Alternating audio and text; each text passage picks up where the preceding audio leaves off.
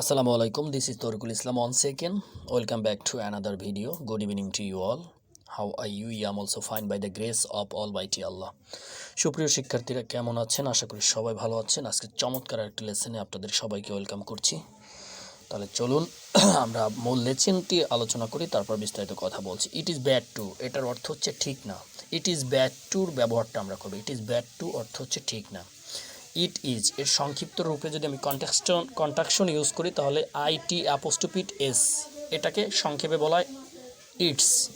অর্থাৎ it is এর সংক্ষিপ্ত যদি আমি করি কন্ট্রাকশন ইউজ করি তাহলে ইটস হয়। It's bad to, it's bad to, it's bad two, ঠিক না? তাহলে আমরা যদি সেন্টেন্স মেক করি তাহলে এভাবে করতে পারি, it's bad to, it's bad to TikTok. TikTok ব্যবহার করা ঠিক না। It's bad to TikTok. It's bad to you TikTok, তোমার টিকটক ব্যবহার করা ঠিক না। আমরা সেন্টেন্স লম্বা করার যে প্রক্রিয়াটা রয়েছে সেটি আমরা পরে যাব। আমরা বেসিকটা আগে স্টার্ট করব, তারপরে আমরা সেন্টেন্স লং করার যে প্রসেসটা রয়েছে সেটি আমরা আস্তে ডে বাই ডে করার চেষ্টা করবো ইনশাআল্লাহ। কিন্তু আমাদের আগে বেসিকটা স্টার্ট করতে হবে। যাই হোক, আমি চলে যাচ্ছি নিচের সেন্টেন্সে। It's bad to sleep late, দেরিতে ঘুমানো ঠিক না। আমরা এই কথাগুলো কিন্তু বলে থাকি অনেক সময়, হ্যাঁ। তো সেই ক্ষেত্রে আমরা কিন্তু বলতে পারি it's bad to sleep late, দেরিতে ঘুমানো ঠিক না। আপনি এখানে এটা এভাবে বলতে পারেন, it is bad to sleep late. এখন ইট ইজটা কিন্তু একটু লং হয়ে যায়, আপনি এভাবে বললে ভুল নাই, বাট যেহেতু মডার্ন এজ, সো আপনাকে কন্ট্রাকশন ইউজ করাটাই কিন্তু better. It's bad to sleep late, দেরিতে ঘুমানো ঠিক না। ইটস ব্যাড টু স্মোক, ধূমপান করা ঠিক না। ইটস ব্যাড টু স্মোক, ধূমপান করা ঠিক না। আপনাকে আমি এটা বলবো যে আপনি শুদ্ধ উচ্চারণ, আমেরিকা ব্রিটিশ এই শুদ্ধ উচ্চারণটা আপনি পরে করেন, এটা নিয়ে আপনার এত টেনশন করার দরকার নেই। বাট আপনি আগে মূল বিষয়টাকে আগে আয়ত্তে নিয়ে আসতে হবে, হ্যাঁ।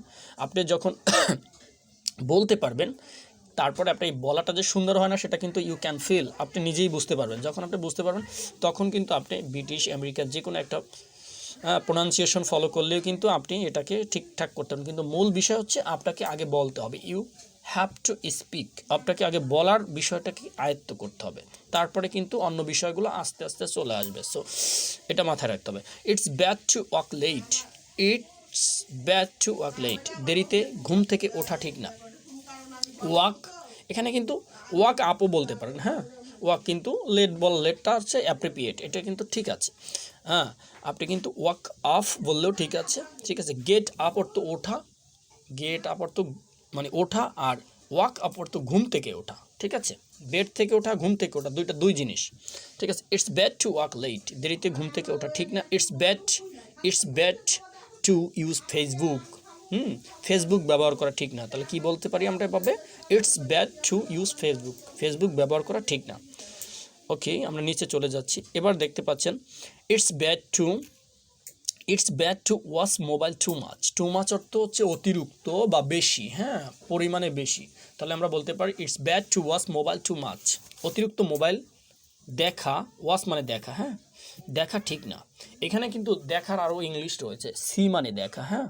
এই সিটা কিন্তু এখানে ইউজ করা চলবে না, কারণ আপনি যখন কোনো মোবাইল, ঘড়ি, টেলিভিশন এগুলো দেখবেন, হ্যাঁ, ইউটিউব দেখবেন, তখন কিন্তু এখানে WATCH ওয়াচ নিয়ে আসতে হবে, হ্যাঁ। It's bad to watch mobile too much, অতিরিক্ত মোবাইল দেখা ঠিক না। আশা করি বুঝতে পারছেন। ইটস ব্যাড টু লাই, মিথ্যা বলা ঠিক না। ইটস ব্যাড টু লাই, মিথ্যা বলা ঠিক না। এখানে আমি আপনাকে সাজেস্ট করব যে আপনি মিনিমাম এই ইটস ব্যাড টু থেকে 50টা সেন্টেন্স মেক করবেন, হ্যাঁ। নতুন ভার্ব ব্যবহার করে আরও 50টা বাসায় নিজে প্র্যাকটিস করার ট্রাই করবেন। আমি আপনাকে অল্প কিছু ব্যবহার দেখিয়ে দিয়েছি, আপনি বাসায় এগুলো ভালোভাবে দেখবেন অ্যান্ড আপনি প্র্যাকটিস করবেন। You have to practice if you want to learn English, you have to more and more practice. যদি ইংলিশ শিখতে চান তাহলে আপনাকে অতিরিক্ত প্র্যাকটিস করতে হবে, অনেক বেশি প্র্যাকটিস করতে হবে। অল্প শেখেন, কিন্তু প্র্যাকটিসের মাত্রা আপনাকে প্রতিদিন একটু করে বাড়িয়ে দিতে হবে।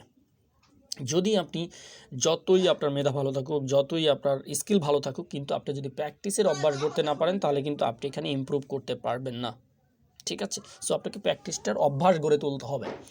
এটাকে আমি যদি বলি, একটু ভালোবাসায় যদি বলতে চাই, তাহলে এটা হচ্ছে এক ধরনের মানে নেশার মতন অভ্যাস, এমন একটা বিষয় যে আপনার এটা না করলে ভালো লাগে না, এটা আপনি করতেই হবে, কম্পালসরি একটা ব্যাপার থাকে। তো ওই ব্যাপারটা যখন থেকে আপনার ভিতরে ক্রিয়েট হবে, তখন থেকেই কিন্তু আপনি যে কোনো একটা বিষয়, যে কোনো, শুধু যে ইংলিশ বিষয়টা ভাষাটা শিখতে হবে বিষয়টা এরকম না। আপনি যে কোনো কিছু যখনই আপনি নিজের মতন করে শিখতে চাইবেন, এটা থেকে ইমপ্রুভ করতে চাইবেন, আপনার প্রতিদিন অল্প অল্প করে সেটার উপরে ফোকাস করতে হবে। অ্যান্ড আপনাকে কিন্তু এইভাবে এগিয়ে যেতে হবে। যখন এটার প্রতি আপনার একটা অ্যাট্রাকশন ভালো লাগে, ক্রিয়েট হয়ে যাবে, তখন এটা না করলে আর আপনার ভালো লাগবে না। So I don't motivation to him and her or you, আমি আপনাকে মোটিভেশন করতে চাই না, জাস্ট বলতে চাই you have to concentration focus or some sentence, অল্প অল্প করে আপনি প্র্যাকটিস করেন প্রতিদিন, তাতেই দেখবেন 2 মাস 4 মাস 6 মাস যাওয়ার পরে একটা lot of thousand of sentence make করার ক্যাপাবিলিটি আপনি মানে আপনার নিজের ভিতর তৈরি হয়ে যাবে। সো এটা আপনি চালিয়ে যান, আশা করছি ঠিক হয়ে যাবে ইনশাল্লাহ। আর একটা কথাই বলি, সেটা হচ্ছে যদি আমার এই ভিডিও সামান্যতম আপনার কোনো কাজে লেগে থাকে তাহলে অবশ্যই আমাদের চ্যানেল সাবস্ক্রাইব এবং ফলো করে আমাদের পাশে থাকতে পারেন। আর আপনার যে কোনো মতামত থাকতে পারে, আপনি কমেন্টে আমাকে জানাতে পারেন, আমি আশা করছি আপনার কমেন্টের যথার্থ রিপ্লাই দেবো ইনশাল্লাহ। সবাই ভালো থাকবেন, সুস্থ থাকবেন। আজকে এখানে শেষ করছি। আসসালামু আলাইকুম।